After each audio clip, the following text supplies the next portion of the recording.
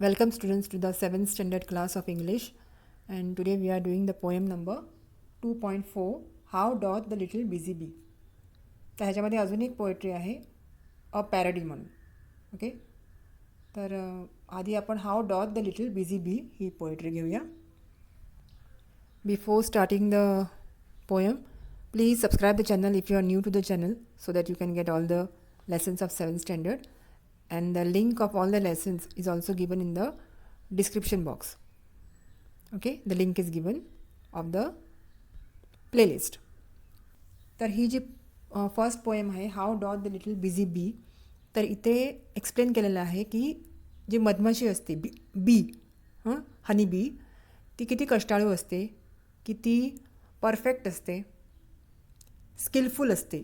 Okay, तिचं hard work इथे describe केलेलं आहे. We are talking about how she is hard working, skillful. The little bee, how she collects the honey, how she builds her house किंवा bee hive, ते मधमाशीचं पोळं ती कसं बनवते, त्या ह्याचे सगळं डिस्क्रिप्शन, एकंदरीत तिचं कौतुक केलेलं आहे या पोएममध्ये. Okay, so will see line by line. I explain you the poem.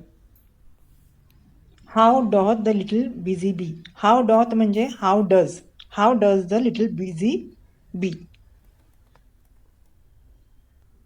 How doth the little busy bee improve each shining R.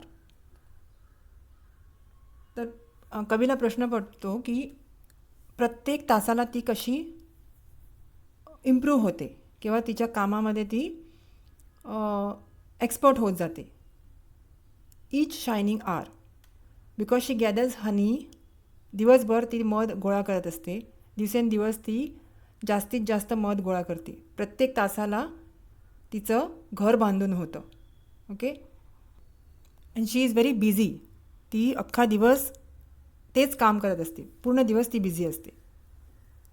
And gather honey all the day from every opening flower. तर प्रत्येक फुलाकडून ती मध घेत असते.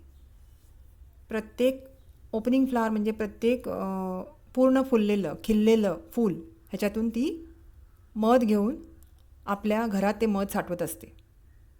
Okay, त्यामुळे कवीला प्रश्न पडतो की ती एवढे दिवसभर कष्ट कशी करू शकते. ओके, दिवसभर ती एनर्जेटिक कशी असते थ्रू आउट द डे. आणि तिच्या स्किलबद्दलसुद्धा शी इज व्हेरी स्किलफुल. आता नेक्स्ट घेऊया, next line. How skilfully she builds her cell, how neat she spreads her wax. तर ते षटकोनी जे हेक्झॅगॉनल सेल्स दिसतात, हनी बीचं प्रत्येक सेल कसं असतं, हेक्झॅगॉनल शेपचं असतं. तर ते ह्या मधमाशा कसं बनवतात, किती स्किल लागतं. एखाद्या स्किलफुल इंजिनियरने बनवल्यासारखं वाटतं. ओके, किंवा सिव्हिल इंजिनियरने बनवल्यासारखं वाटतं. त्यांचं ते घर तुम्ही बारीक बघितलं असेल तर अगदी हेक्झॅगॉनल शेपमध्ये प्रत्येक सेल एकमेकाला जोडलेलं असतं, अगदी स्किलफुल्ली केलेलं असतं.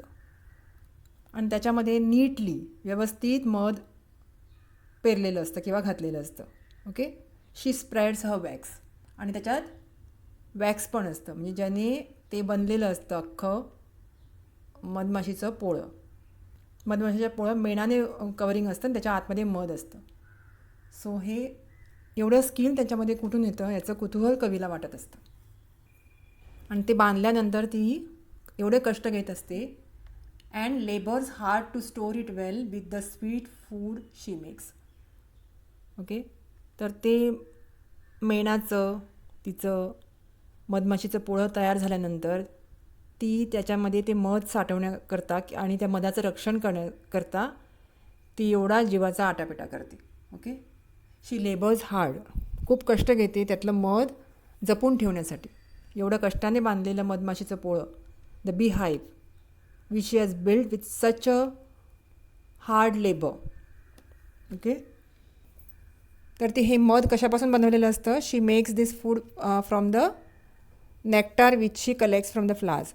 तर फुलांच्या मधून जे मध गोळा केलेलं असतं, गोड पदार्थ, त्यातून ते मध तयार करते आणि ते तिच्या त्या हनीकॉम्ब म्हणतात त्याला, त्या हनीकॉम्बमध्ये ठेवते. ओके, बी हाईव्ह किंवा हनीकॉम, दॅट इज मधमाशीचं पोळं.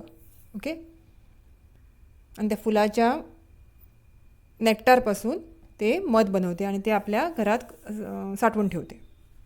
तर तिचं हे कौतुक कवी ह्या पोएट्रीमधून आपल्याला सांगतोय. In short, the poet is praising the honey bee for her skillful, her neatness and her hard work. Okay, तर नेक्स्ट आहे poem a parody. How doth the little crocodile improve his shining tail.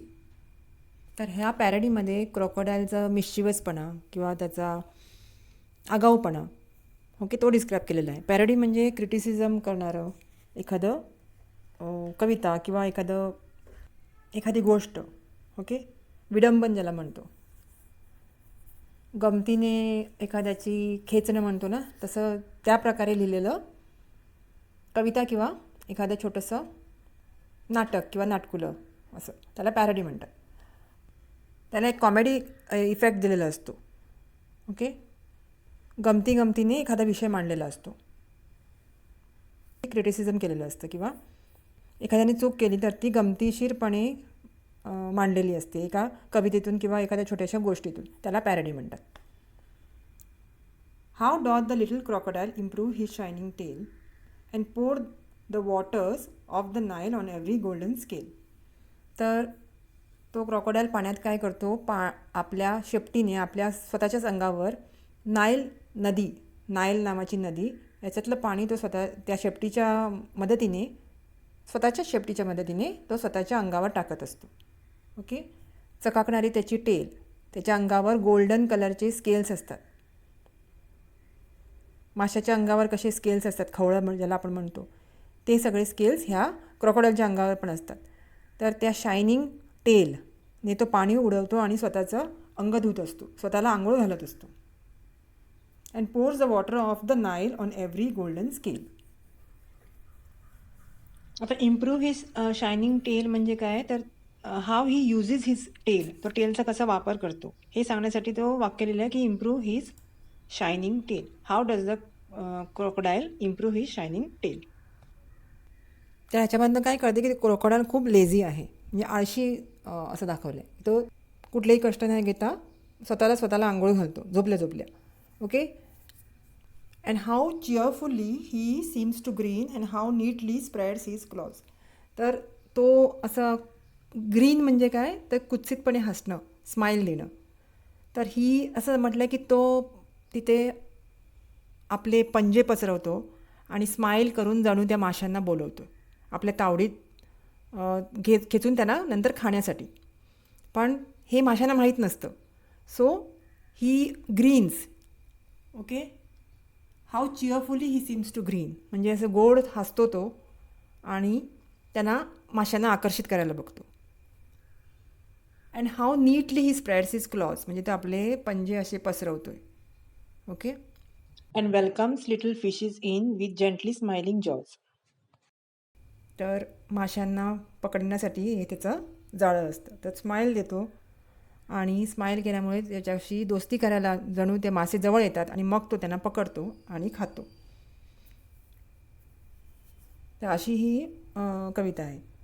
तर crocodile खूप चालाक आहे असं या कवितेत सांगण्यात आहे. या पॅरडीमध्ये असं सांगण्यात आलं आहे की क्रोकोडाईल खूप चालाक असतो, ही इज व्हेरी मिस्चिवस, आणि तो माशांना फसवून जवळ बोलवून त्यांना खाऊन टाकतो. ओके, ही फार छोटी कविता आहे. याचा अर्थ काय की हनी बी ही असते ती एका चांगल्या गोष्टीचं प्रतीक आहे. तुम्ही जर या कवितेमधून काही बोध घ्यायचा असेल किंवा मॉरल, तर you should be like a honey bee for goodness, for hard work, for skill. Okay, आणि क्रोकोडाईल जो आहे it is a symbol of laziness. तर त्याच्याकडनं आपल्याला काहीही बोध घ्यायचा नाही आहे किंवा मॉरल घ्यायचं नाही आहे. Okay, crocodile is like symbol of laziness and mischief and cheating. Okay, so this are 2 different poems. जर आपल्याला कोणाला फॉलो करायचं आहे, you should be like a honey bee and not like the mischievous crocodile. Okay, or the cheater crocodile. We must try to become like a busy bee and not a vain crocodile. तर I hope you understand the moral of the both the poems. 2 वेगवेगळ्या कविता आहेत एकाच पेजवर, एकाच लेसनमध्ये.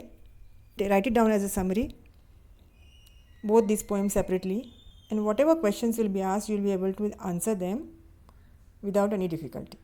Okay, so I'll be back with the next lesson. Till then, take care and bye bye.